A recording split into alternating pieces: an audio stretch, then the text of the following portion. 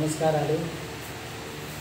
లమడిన పాలకొండ నియోజకవర్గంలో సోరామరంజి తిట్టారిగం Allen డెడేలు లమాసెతనం ఎసెమరం గనంగంలే Allen అగాబా Zumba గాంగునామన్ అనేది బాంగ్లే జరుగుతుంది అంతనాసం కన్ ప్రెస్ మీట్ నాసేట ఈరోజు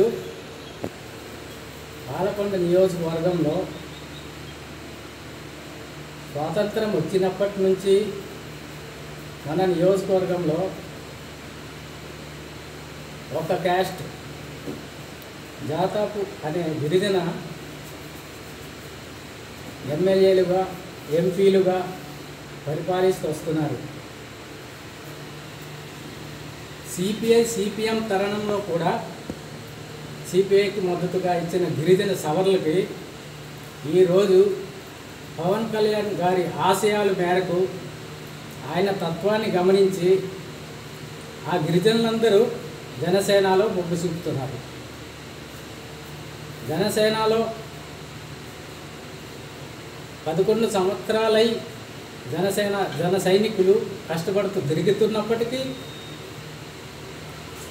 కొండగోడ గ్రామాల్లో గిరిజనులు మంచి ఉత్సాహంతో పవన్ కళ్యాణ్ ఆశయాల కోసం కష్టపడి మా జన సైనికుల్లో కలిశారు. ఆ తరుణంలో జనసేనలో ఒక నాయకత్వం లేక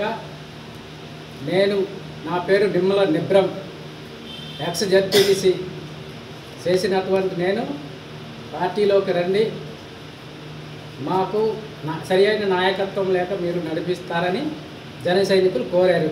కోరిక మేరకు ఇప్పటికీ 10-11 నెలలు కావస్తుంది.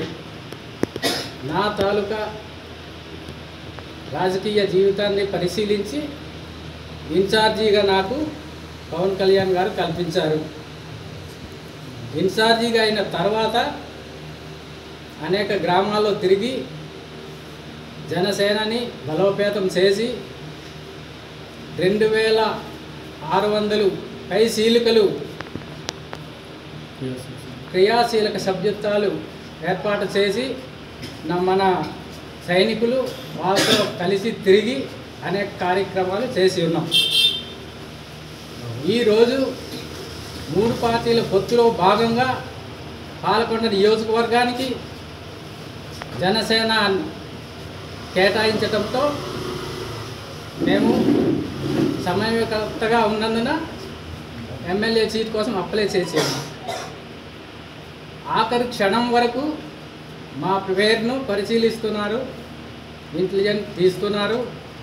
నియోజకవర్గంలో మీ తాలూకా బయోడేటాని తీసుకెళ్ళి ఎంక్వైరీలు జరుగుతున్నాయని చెప్పి పార్టీ వాళ్ళు మమ్మల్ని ఆశ చూపించారు. మనకు వచ్చిన 24లో 3 పోగా 21 సీటుల్లో పవన్ సార్ దగ్గర మీ లిస్ట్ ఉంది, మీరు ఈ పోటీలో పాల్గొంటారు, తప్పనిసరిగా మీ సవర కులానికి న్యాయం జరుగుతుంది అని చెప్పిన మన పార్టీ ఆఫీస్లో వాళ్ళకి నమ్మి మేము పవన్ గారిని ఆయన మనకు న్యాయం చేస్తారన్న ఆలోచనతో ఏ గొడవలు లేకుండా ఆఫీసులో ఉండి తిరిగి వచ్చేవాళ్ళం. వారం 10 రోజులు ఆఫీసులో ఉండి కనీసం పవన్ సార్ని కలుద్దాం అన్న ఆశయంతో మేము వెళ్ళాం. అయినప్పటికీ పవన్ సార్ దగ్గరికి తీసుకెళ్లకుండా ఆఫీసులో కూర్చోబెట్టి మమ్మల్ని తిరిగి పంపించారు.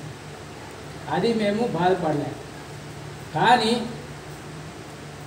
ఈ తరుణంలో పోనీ గిరిజనులమై మేము పెద్ద ఖర్చులు పెట్టకుండా ఇబ్బందులు పడతారన్న ఆలోచనలో మీరు ఉంటే మాకన్నా గెలిచే వ్యక్తిని మీరు వచ్చి తెచ్చి పెట్టేసిన బాగుండు. 4 టెమ్స్లు ఓడిపోయిన వ్యక్తిని తెచ్చి మా మీదకి ఉంచారు. ఆయన ఎలా గెలుస్తారనుకుంటున్నారు? తెలుగుదేశం పార్టీలో మీరు అందరికీ తెలుసు 2 గ్రూపులు ఉన్నాయి. ఒక గ్రూపు ఇస్తే ఇంకో గ్రూపు ఓడించడానికి సిద్ధంగా ఉంటుంది, ఇంకో గ్రూప్ ఇస్తే ఇంకో గ్రూపు ఓడించడానికి సిద్ధంగా ఉంటుంది. అలాంటి పార్టీలు తెచ్చి మా మీదకి పెట్టి మీరు గెలిపించుకోండి అంటే మేము ఎలా సంతోషపడతాం? కనీసం ఆయనకి సీట్ ఇచ్చే ముందు కానీ ఆయన జాయినింగ్ చేసే ముందు కానీ మాకు సంప్రదింపులు చేసి ఇచ్చినట్లయితే మా జన సైనికులం అందరం హ్యాపీగా